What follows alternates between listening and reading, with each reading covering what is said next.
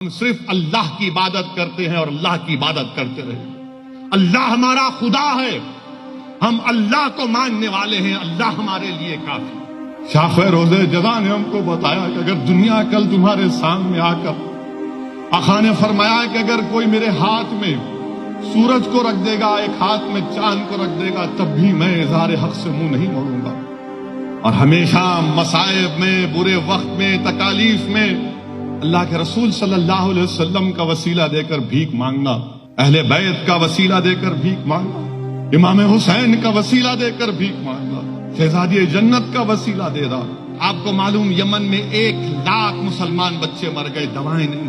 یمن کی سرزمین کے لیے دعا کرو, اللہ کے رسول صلی اللہ علیہ وسلم نے اہل یمن کے لیے دعا کی. میرے بھائی, میرے بزرگوں, میری عزت دار ماں اور بہنوں, جشن رحمت العالمین میں یہ گناہگار آپ سے عرض کر رہا ہے, علماؤں کی موجودگی میں لب کشائی کر رہا ہوں.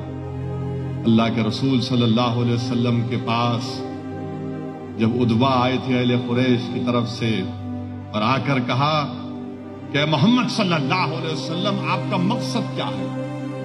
آپ دولت چاہتے پوری دولت دے دیں گے, سرداری چاہتے سرداری لے لو, کسی خوبصورت عورت سے نکاح کرنا چاہتے ہم پیش کر دیں.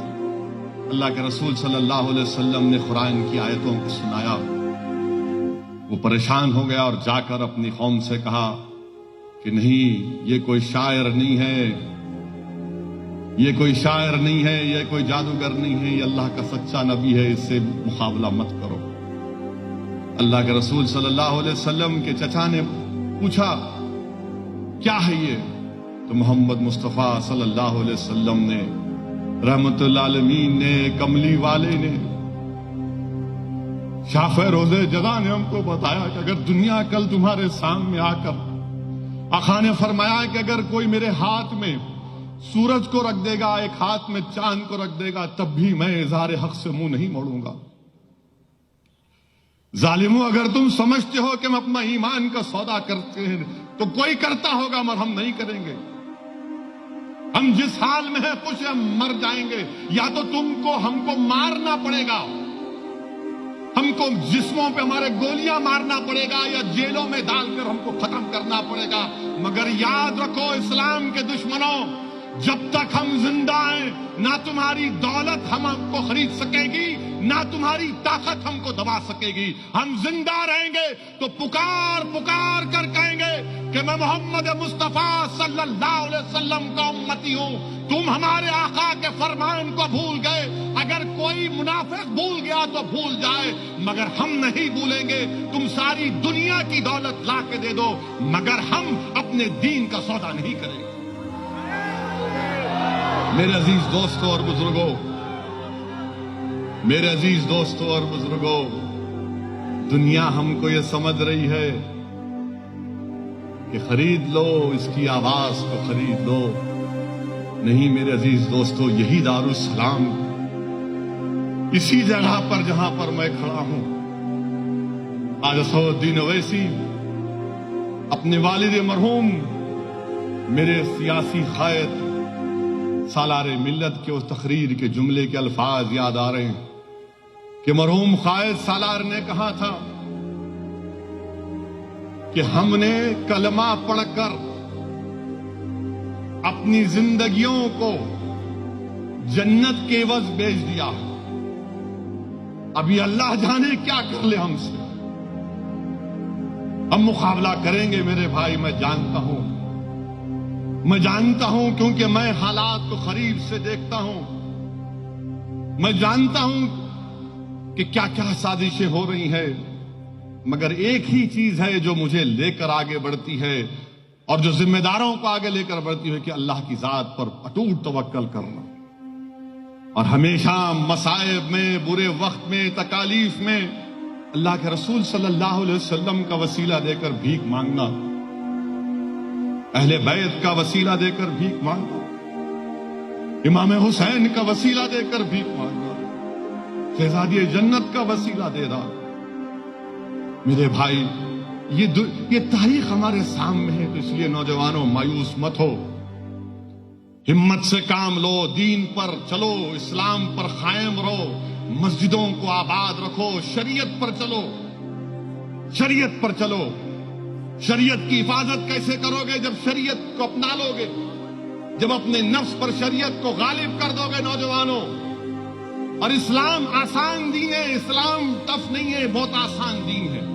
یہ دنیا بولتی ارے تمہارے پاس شراب نہیں پی سکتے، تمہارے پاس شادی سے پہلے عورت کو ہاتھ نہیں لگا سکتے، تمہارے پاس ایسا ہے ایسا نہیں۔ میرے بھائی، اللہ یہ جو دین ہم کو دیا ہے نا، یہ ہماری فطرت کے لحاظ سے اللہ یہ چاہتا ہے کہ ہم نیک بن جائیں، اس کی عبادت کریں، اس کا شکر ادا کریں۔ اور کیسے کریں؟ قرآن اور سنت کو اپنانے سے۔ قرآن اور سنت کو اپناؤ۔ اور یاد رکھو، اگر کوئی مسلمان دنیا کی اقتدار کے لیے، دنیا کے پوزیشن کے لیے، دنیا والوں میں عزت حاصل کرنے کے لیے، دنیا والوں کے سامنے اپنی اہمیت جتانے کے لیے شرک کرتا، تو یہ ان سے دور رہو، ان سے دور رہو۔ ہم کو نہیں چاہیے ایسا مقام، ایسی عزت، ایسی دولت جو ہم کو شرک کرنے پر مجبور کر دے۔ ہم صرف اللہ کی عبادت کرتے ہیں اور اللہ کی عبادت کرتے رہے۔ اللہ ہمارا خدا ہے، ہم اللہ کو ماننے والے ہیں، اللہ ہمارے لیے کافی۔ ہم اپنی زبان سے، اپنی حرکات سے، یا خدا نہ خواستہ کبھی مصلحت کے نام پر بھی ہم شرک نہیں کریں گے۔ اور اگر کوئی کر رہا ہے، دور رہو اس سے، اور دعا کرو اس کے لیے کہ اللہ ہم کو بچائے اور اللہ اس کو بھی بچائے۔ میرے عزیز دوستوں اور بزرگوں، یہ حالات ہیں، حوصلوں کو بلند رکھیے۔ انشاءاللہ تعالی یہ باطل طاقتوں کا طوفان چھٹے گا، یہ کالے بادل جو عالم اسلام پر، مسلمانوں کے سروں پر منڈلا رہے ہیں، ہٹیں گے انشاءاللہ تعالی۔ یہ بادشاہ، یہ مملکات، یہ اقتدار، یہ سب ختم ہوگا۔ یہ چند دن کے مہمان ہیں، یاد رکھو، ان کی شان و شوکت ختم ہو جائے گی، ان کی دولت بھی ختم ہو جائے گی۔ ان کو جب لحاظ ہوگا، جب ان کو معلوم ہوگا۔ دعا کرو ان یمن کے مظلوموں کے لیے جو آج تڑپ رہے ہیں۔ آپ کو معلوم، یمن میں 1,00,000 مسلمان بچے مر گئے، دوائیں نہیں۔ یمن کی سرزمین کے لیے دعا کرو۔ اللہ کے رسول صلی اللہ علیہ وسلم نے اہل یمن کے لیے دعا کی، اللہ یمن میں امن قائم کر دے۔ میرے عزیز دوستوں اور بزرگوں، دین اسلام پر چلو۔ اللہ قرآن میں فرما رہا کہ اسلام میں پورے داخل ہو جاؤ، شیطان کے نقش قدم پر مت چلو، وہ تمہارا کھلا دشمن۔ اور ہم کیا کرتے؟ نہیں، کچھ نہیں ہوتا۔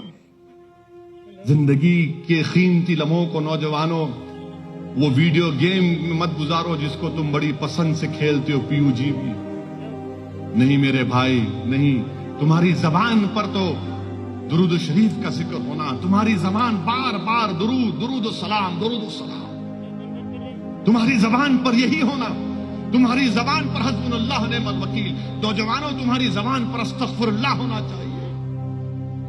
جب تم یہ چیز، یہ عادتیں اپنا لو گے تو دیکھنا ہماری کامیابی ہوگی۔ میرے عزیز دوستوں اور بزرگوں، ڈرنے اور گھبرانے کی ضرورت نہیں ہے۔ کسی شاعر نے کیا خوب کہا ہے، خاصائے خاصان رسول، اے خاصے خاصان رسول، وقت دعا ہے، امت پہ تیری ایک عجیب دور ہے۔